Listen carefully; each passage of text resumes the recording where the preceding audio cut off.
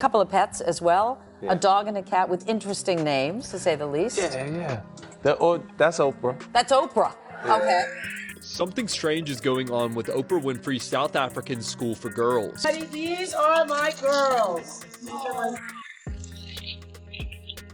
Okay, so listen before we even get into this. I need you to understand something. What I'm about to tell you is going to completely change the way you see one of the most powerful women in entertainment. And I'm not talking about some random celebrity. I'm talking about Oprah. Yes, that Oprah, the woman who built an empire on trust, inspiration, and empowerment. But now people are saying she's worse than Diddy. And wait before you click away thinking this is just another conspiracy theory, hear me out. Because the allegations piling up against her are darker than anything you could imagine. We're talking missing girls, alleged sacrifices, and a trail of destroyed Black careers. So buckle up, because this is about to get messy. It all started when whispers turned into roars online. People began accusing Oprah of systematically sacrificing Black actors and entertainers to maintain her power. And then the conversation shifted to her all-girls boarding school in South Africa. You know, the one she built back in 2007 with all that fanfare and good intentions? Yeah, well, things got dark real fast. There were claims, serious claims that girls started going missing from that school. And it gets worse. Allegations surfaced about essay-related abuse, whatever that means. And then the ultimate bombshell dropped. Human remains were reportedly found. Now hold on. I'm not saying all of this is confirmed fact, but the question everyone's asking is, where's the line between truth and rumor? And why does Oprah's name keep coming up in these conversations? But here's where it gets crazy. This isn't even the first time Oprah's been under fire. Let's rewind and talk about her beef with 50 Cent. Because that feud, it's been brewing for decades. From day one, Oprah made it clear she did not like 50. And 50? He wanted that Oprah interview so bad. He thought if he could sit down with her, he could clean up his image. You know, show the world he's more than just the gangster rapper. But Oprah said no, straight up rejected him. And why? Because she personally didn't like him, didn't like his music, didn't like what he represented. So what did 50 do? He went nuclear. He started publicly disrespecting her and her audience. He even compared Oprah to an Oreo, you know, black on the outside, white on the inside. Brutal, right? And then he doubled down, saying her audience wasn't his demographic anyway. He basically told the world, if Oprah wants to be my enemy, then cool, I accept that. Favorite meal for him? When he was growing up, his favorite food was pork and beans and Franks. Mm-hmm. Really? Mm-hmm. You still like him? Yeah. It was the fastest. You know, like things for you to cook. Now wait, because eventually, that interview did happen, and y'all won't believe how it went down. The industry basically forced Oprah's hand. By that point, 50 Cent was too, but don't think for a second that meant they were cool. That tension, you could feel it through the screen. But 50 isn't the only one who's called Oprah out. Let's talk about Ludacris. He went on her show to promote the movie Crash, right? A serious, critically acclaimed film. She had made about, you know, I was there for Crash for the movie. Yeah. And basically she said something about not agreeing with my music, but she thought I did great in the movie. And of course I was up there with the whole cast of Crash. Mm-hmm. And so I didn't necessarily feel like that needed to be said. You know, you didn't agree with my music. And even if you don't agree with certain songs I made, say you don't agree with certain songs, don't say you just don't agree with all of my music. Right. But what does Oprah do? She completely hijacks the interview and starts grilling him about using the N-word in his music. The movie? Barely mentioned. And here's the kicker.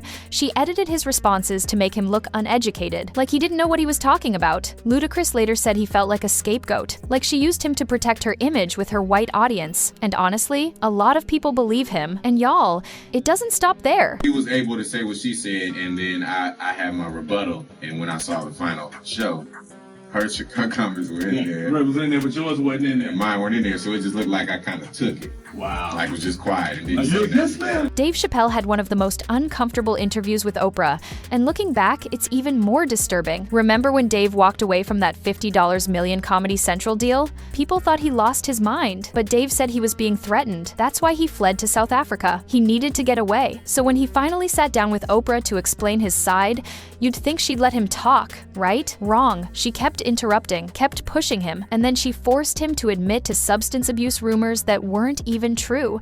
It was like watching someone get cornered on live TV. Saying that you had become increasingly paranoid. Would you say you were paranoid? Sure. First of all, what is a black man without his paranoia attack. You might win $100 in a poker game and be on the subway. You're gonna look over your shoulder. They just said in everything I had $50 million. That's like making me a marked man. So did you go to a psychiatric hospital? In South Africa? Yeah. Who is me?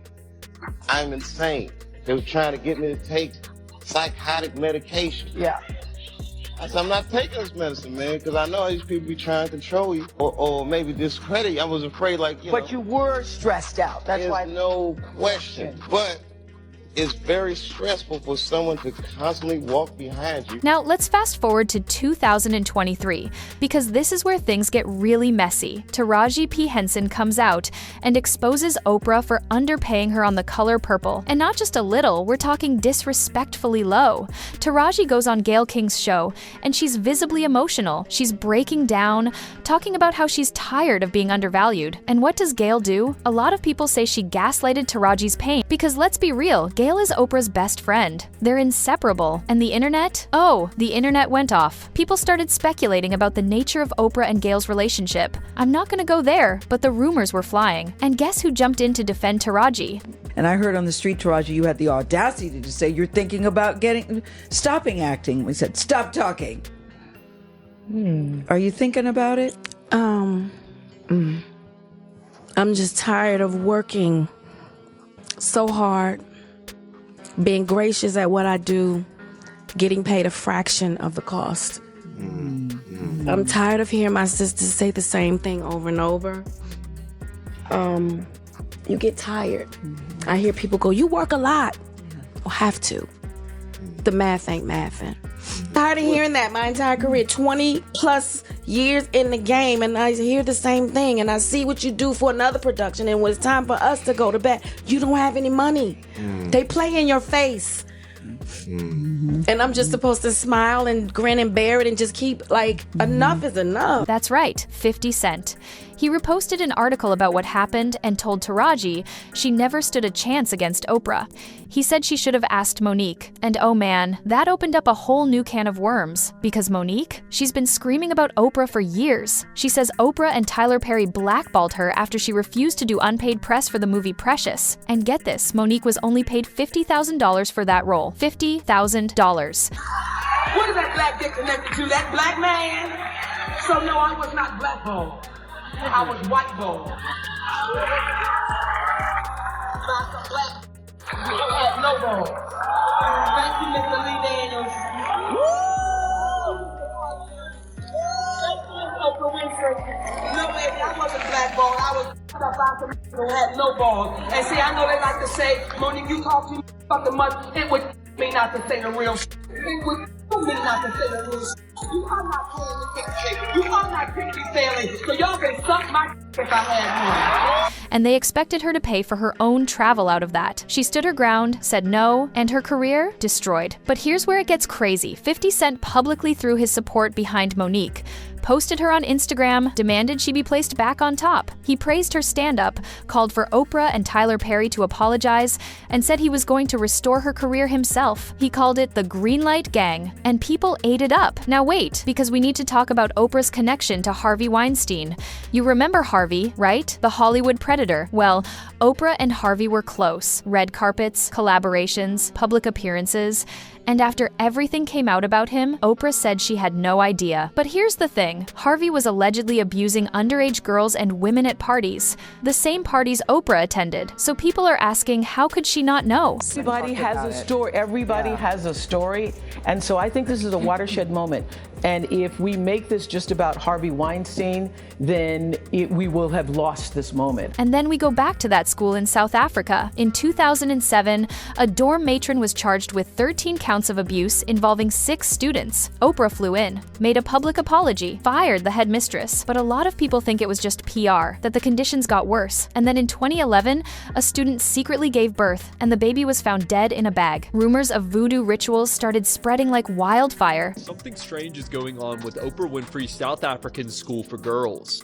Go look and see what happened to them girls. So Oprah opened the school all the way back in 2007.